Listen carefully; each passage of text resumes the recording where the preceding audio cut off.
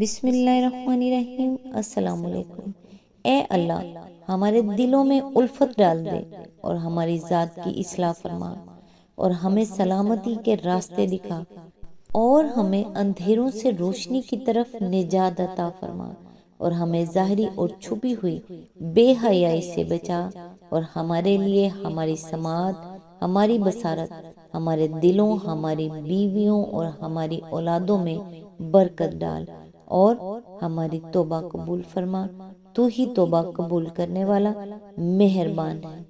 یا اللہ، میری موت آسانی والی کرنا کہ سر سجدے میں ہو اور جان نکل جائے، جمعے کا دن ہو، مکہ مدینہ کا شہر ہو، کفن زمزم میں تر ہو، قبر جنت البقیع میں ہو، جب دفنانے جائے تو قبر پھولوں سے بھری ہو، قبر بند ہو تو جنت کی روشنی ہو۔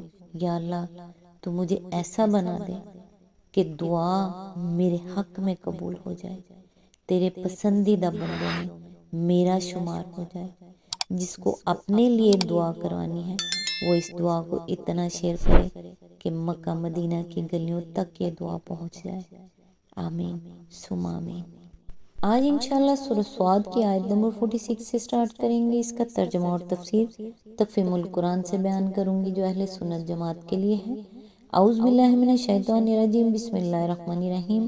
ہم نے ان کو ایک خالص صفت کی بنا پر برگزیدہ کیا تھا اور وہ دار آخرت کی یاد تھی۔ اس کی تفسیر ہے یعنی ان کی تمام سرفرازیوں کی اصل وجہ یہ تھی کہ ان کے اندر دنیا طلبی اور دنیا پرستی کا شائبہ تک نہ تھا۔ ان کی ساری فکر و سعی آخرت کے لیے تھی۔ وہ خود بھی اس کو یاد رکھتے تھے اور دوسروں کو بھی یاد دلاتے تھے۔ اسی لیے اللہ تعالیٰ نے ان کو وہ مرتبے دیے جو دنیا بنانے کی فکر میں منہمک رہنے والے لوگوں کو کبھی نصیب نہیں ہوئے۔ اس سلسلے میں یہ لطیف نکتہ بھی نگاہ میں رہنا چاہیے کہ یہاں اللہ تعالیٰ نے آخرت کے لیے صرف الدار یعنی وہ گھر یا اصل گھر کا لفظ استعمال فرمایا ہے۔ اس سے یہ حقیقت ذہن نشین کرنی مطلوب ہے کہ یہ دنیا سرے سے انسان کا گھر ہے ہی نہیں، بلکہ یہ صرف ایک گزرگاہ ہے، ایک مسافر خانہ ہے جس سے آدمی کو بہرحال رخصت ہو جانا ہے۔ اصل گھر وہی آخرت کا گھر ہے۔ جو شخص اس کو سنوارنے کی فکر کرتا ہے وہی صاحب بصیرت ہے اور اللہ کے نزدیک لامحالہ اسی کو پسندیدہ انسان ہونا چاہیے۔ رہا وہ شخص جو اس مسافر خانے میں اپنی چند روزہ قیامگاہ کو سجانے کے لیے وہ حرکتیں کرتا ہے جن سے آخرت کا اصل گھر اس کے لیے اجڑ جائے، وہ عقل کا اندھا ہے اور فطری بات ہے کہ ایسا آدمی اللہ کو پسند نہیں آ سکتا۔ آیت نمبر 47، یقیناً ہمارے ہاں ان کا شمار چنے ہوئے نیک اشخاص میں ہے۔ آیت نمبر 48، اور اسماعیل اور الیسع اور ذوالکفل کا ذکر کرو، یہ سب نیک لوگوں میں سے تھے۔ اس کی تفسیر ہے قرآن مجید میں ان کا ذکر صرف دو جگہ آیا ہے، ایک سورہ نام آیت نمبر 86 میں، دوسرے اس جگہ، اور دونوں مقامات پر کوئی تفصیل نہیں ہے بلکہ صرف انبیاء کرام کے سلسلے میں ان کا نام لیا گیا ہے۔ وہ بنی اسرائیل کے اکابر انبیاء میں سے تھے۔ دریائے اردن کے کنارے ایک مقام ایبل محولہ کے رہنے والے تھے۔ یہودی اور عیسائی ان کو الیشا کے نام سے یاد کرتے ہیں۔ حضرت الیاس جس زمانے میں جزیرہ نما سینا میں پناہ گزین تھے، ان کو چند اہم کاموں کے لیے شام و فلسطین کی طرف واپس آنے کا حکم دیا گیا، جن میں سے ایک کام یہ تھا کہ حضرت الیسا کو اپنی جانشینی کے لیے تیار کریں۔ اس فرمان کے مطابق جب حضرت الیاس علیہ السلام ان کی بستی پر پہنچے تو دیکھا کہ یہ 12 جوڑی بیل آگے لیے زمین جوت رہے ہیں اور خود 12ویں جوڑی کے ساتھ ہیں۔ انہوں نے ان کے پاس سے گزرتے ہوئے ان پر اپنی چادر ڈال دی اور یہ کھیتی باڑی چھوڑ کر ساتھ ہو لیے۔ سلاطین باب 19 فقرات 15 to 21۔ تقریباً 10-12 سال یہ ان کے زیر تربیت رہے، پھر جب اللہ تعالیٰ نے ان کو اٹھا لیا تو یہ ان کی جگہ مقرر ہوئے۔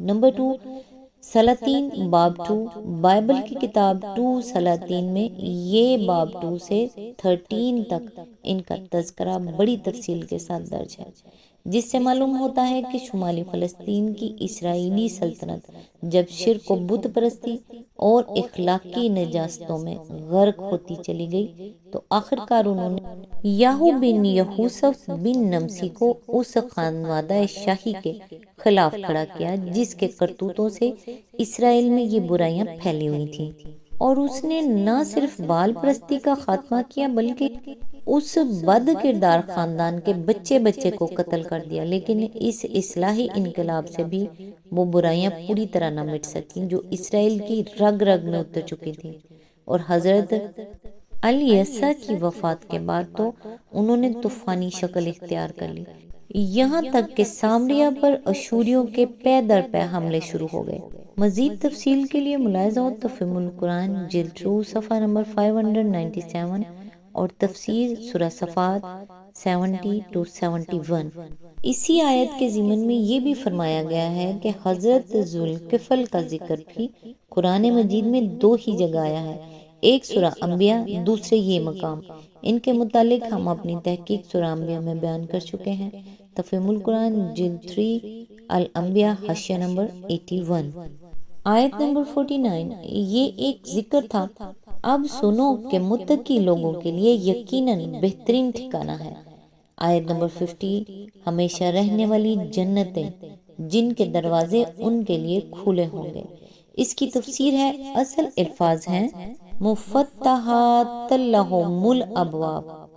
اس کے کئی معنی ہو سکتے ہیں، ایک یہ کہ ان جنتوں میں وہ بے روک ٹوک پھریں گے، کہیں ان کے لیے کوئی رکاوٹ نہ ہوگی، دوسرے یہ کہ جنت کے دروازے کھولنے کے لیے کسی کوشش کی حاجت نہ ہوگی بلکہ وہ مجرد ان کی خواہش پر خود بخود کھل جائیں گے، تیسرے یہ کہ جنت کے انتظام پر جو فرشتے مقرر ہوں گے وہ اہل جنت کو دیکھتے ہی ان کے لیے دروازے کھول دیں گے۔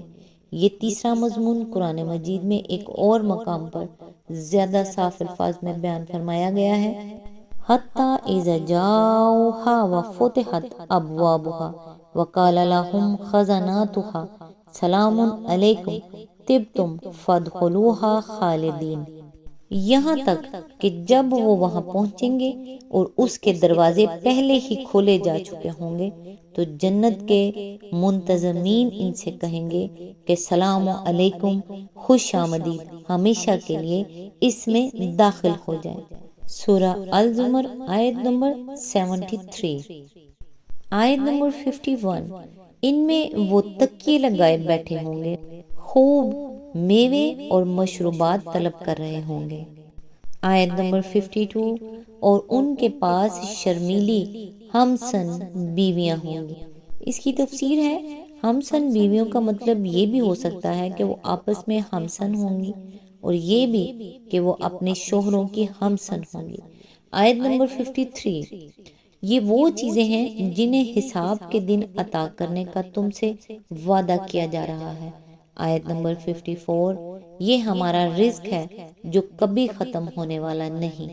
آیت نمبر 55 یہ تو ہے متقیوں کا انجام اور سرکشوں کے لیے بدترین ٹھکانہ ہے۔ آیت نمبر 56 جہنم جس میں وہ جھلس جائیں گے، بہت ہی بری قیام گاہ۔ آیت نمبر 57 یہ ہے ان کے لیے، پس وہ مزہ چکھیں کھولتے ہوئے پانی اور پیپ لہو۔ اس کی تفسیر ہے، اصل میں لفظ غساق استعمال ہوا ہے جس کے کئی معنی اہل لغت نے بیان کیے ہیں۔ ایک معنی جسم سے نکلنے والی رطوبت کے ہیں جو پیپ، لہو، کچھ لہو وغیرہ کی شکل میں ہو، اس میں آنسو بھی شامل ہیں۔ دوسرے معنی انتہائی سرد چیز کے ہیں، اور تیسرے معنی انتہائی بدبودار متفن چیز کے۔ لیکن اس لفظ کا عام استعمال پہلے ہی معنی میں ہوتا ہے، اگرچہ باقی دونوں معنی بھی لغت کے اعتبار سے درست ہیں۔ آیت نمبر 58 اور اسی قسم کی دوسری تلخیوں کا آیت نمبر 59، وہ جہنم کی طرف ایک جماعت کو آتے دیکھ کر آپس میں کہیں گے، یہ ایک لشکر تمہارے پاس غصہ چلا رہا ہے، کوئی خوش آمدید ان کے لیے نہیں ہے، یہ آگ میں جھلسنے والے ہیں۔ آج تک کے لیے بس اتنا ہی، نیکسٹ انشاءاللہ آیت نمبر 60 سے سٹارٹ کریں گے۔ تب تک کے لیے دعاؤں میں یاد رکھیے گا۔ اللہ حافظ۔